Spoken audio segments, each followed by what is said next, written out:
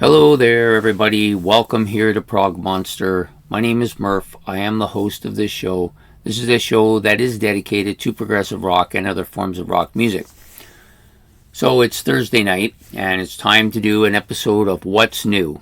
So this will be the final episode of the year. A couple of other things I will make a note of at the end of the episode as well, just so that you know for the future what's happening. So this is the last episode of the 2023 year already, eh? That was a fast year. For me, it was a big year. It had a lot of growth, a lot of different albums, a lot more bands than I've ever imagined possible, and a lot more albums than I ever dreamed could be happening.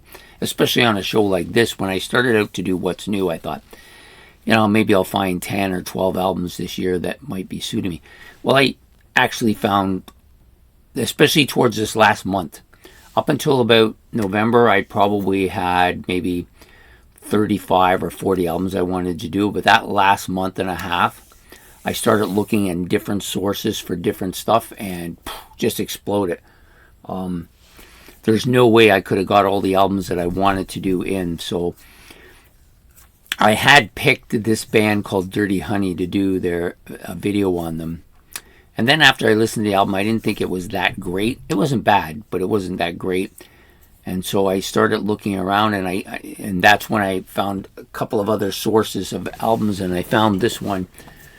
And actually, there was a whole bunch of them, but this was the one that I liked the most. It's a little bit lengthy, but I decided I wanted to do this one after listening to it. I thought, this is incredible. How did I not know about this? So anyways, the band is called Overhead. The album is Telepathic Minds. Big humanoid.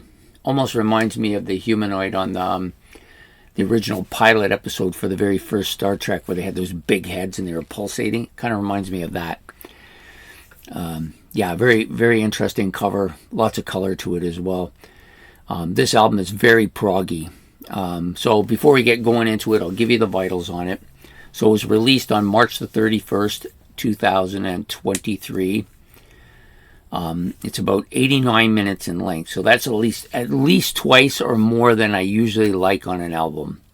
Usually after my generally like my albums between about 35 and 41, 42.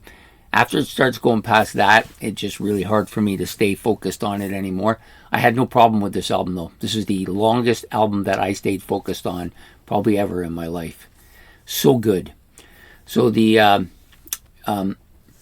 label is also called Overhead, and the producer is Jacko. I want to say Kantanuin. First of all, the band is a Finnish band from Scandinavia, of course, and so the names are definitely Finnish. Most of them I know, but a couple of them a little bit harder to pronounce. And so this was produced by Jacko Kentanen and Alex Castello, I think that's what it's pronounced. Playing on the album, Alex Castello, Cascatello, I think that's what it is. Vocals and flute, Jacko Kentanen on guitars, Vili Sojabium, boy, tough, on drums, Yanni Katalkin on bass, and Yuri Sarinian on keyboards. I might have got that one right, actually. You think I would know these names. It's based on the fact that I watched so much hockey as a young person, and there were so many Finnish hockey players whose names I got no problem, but I guess you got to hear them once before you get it. So anyways, this album, fantastic. Basically 2 discs. The first disc was great, and the second disc was better. So lots of really good stuff here. I made notes on them, but just tell you the overview of the album first. So basically, other than the cover, which is fantastic, lots of good stuff going on here. You got some really strong progressive keyboard style here, like almost symphonic at times, which is not really uncommon for a lot of modern day kind of progressive rock as well. The vocalist is excellent, very clear, easy to follow, nice tone to his voice, very smooth. The bass is very forward with these guys, and I think that's a big asset for this album, is that the bass player very forward here, one of the more dominating instruments, and rightly so. It really adds to the album a lot. Lots of catchy riffs on the album, throughout the album at different points in time. A lot of good acoustic stuff as well. The lyrics are interesting. I think got to listen to it quite a bit more, and really maybe when I get it, read the lyrics and stuff, because I just find it fascinating. It has a bit of a classic prog sound to it overall, like that 70s style to it, but there's a little bit of that neo-prog sound as well, that keyboard dominated 1980s part here too. The other thing that's really dominant on this album is the flute. The flute is, well, not used excessively all the time, but when it was used, it was really good and timely, really added to the sound of the music, actually toning it down a bit, so you get those really kind of heavy stuff, and then there'd be parts with acoustic guitar and flute, which really added that almost pastoral, folky sound to the music. Yeah, I loved it. I thought this was fantastic. So some of the tracks, I'm just not going to go over them all because there's too many of them. Take too long. I just need my glasses here. I will go over the ones that I like the most. Ghost from the Future, which is the second track on the album. The drums were excellent on this, and they were pretty forward too, so they're pretty upfront. Maybe a little too much, I think. It's kind of got this spacey opening with a lot of keyboard parts to it, so it's almost getting into that Hawkwind sound or Eloy sound, and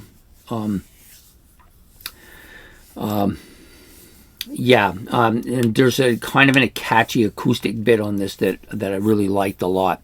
And they do use acoustic guitar. It's not dominant throughout the album, but it's there on a fair number of tracks, and it's well done, and it really adds that kind of folky, kind of pastoral sound to the album, even though I wouldn't even venture to call this pastoral in any way, shape, or form, but it does have those little elements throughout the album that are quite good.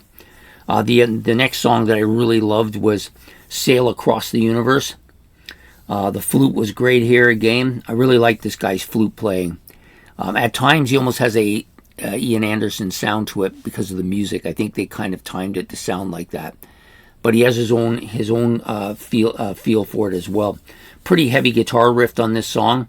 Very catchy. Vocals were strong.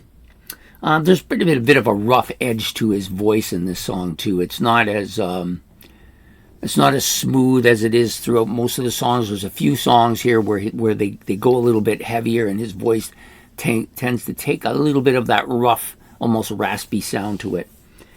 And there's this acoustic interlude between the heavy parts that's really catchy as well.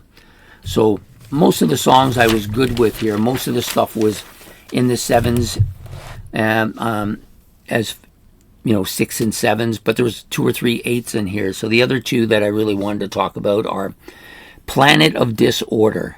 Yeah, really good. Starts out with this tall-like flute bit that then gets into this really heavy riffing guitar, really catchy. Almost has an Indian flavor to it at times too on this particular track. You almost hear that sitar. There's no sitar on the album, but you almost got that kind of, you're right at the edge of where that could be a possibility. And the acoustic guitar and flute are really excellent on this track. I just think that this is one of the better flute tracks on the album as well. I like his use of the flute too. It's not like it's dominating all of the tracks. Sometimes you get too much of it, but he's putting it in places that really highlight it. It's not, he does have some heavier parts where there's lots of that catchy kind of guitar, heavy guitar and flute there, but most of it is in the more acoustic areas. The last song I want to talk about is called Sheeps Stay Silent. This is an interesting track. Has a kind of a keyboard opening with a heavy drum part and guitar part that kind of are blending together as the song is opening. And then it gets this heavy drifting and those harsh vocals again that I said. Well, they're not. I say harsh, but really it's more of a fine harshness to his voice. It's almost like he's straining his voice a bit, just enough so you're getting that kind of sound that you wouldn't normally get from his voice. And it's almost bordering on a metal sound. So this could almost be a progressive metal song. I know that from my little bit of reading from about these guys is that they do sometimes venture into that genre, that progressive heavy metal genre. But it wasn't a ton of it on the album, but there was enough of it that made it interesting. So those are the tracks that I liked the most, and most of the other songs I liked quite a bit too. Yeah, a really solid album. And for a first time listen to anything by this band, I was very impressed with a lot of stuff. Clarity of the album as well was really good. It's really well crafted and lots of interesting lyrics that, beg you to want to listen to it more. So for it being 89 minutes and for me to stay attention span for the entire 89 minutes, I don't think that's happened not very often anyways. I can't think of too many albums that venture into that realm and keep me interested.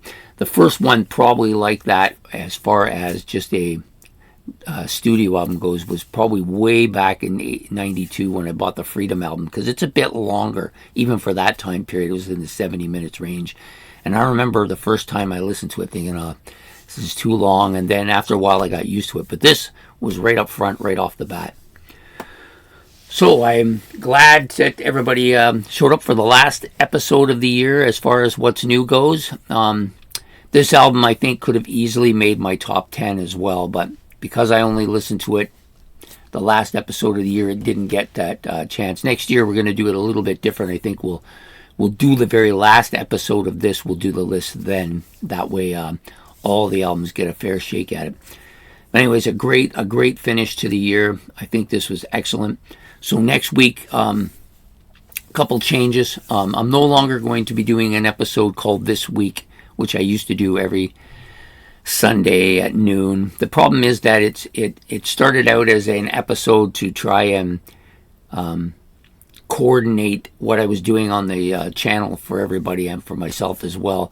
But it's become too cumbersome, too involved, too much stuff, and the video is getting too long and it's hard to put together. And I just decided, you know what, it's just easier for me and probably everybody watching if I just talk about what I'm going to do next week on this show, on this particular show, and do that on any show, so that if you're actually watching this show and you're interested in knowing that, you can see it. And if you're a person that isn't watching the show, you don't really want to hear about it in an episode that's not really to your liking. So I just decided to get rid of it. It's been around for like 76 weeks now, and that's enough. I've done enough of that's enough. I'd rather use that time for this kind of stuff.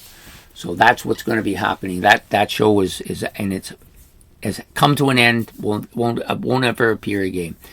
And this show next week, we will be starting the new year with this What's New, and we'll be starting right off the bat with new albums right again. And I hope that you can come along. I think this year is going to be a better ride.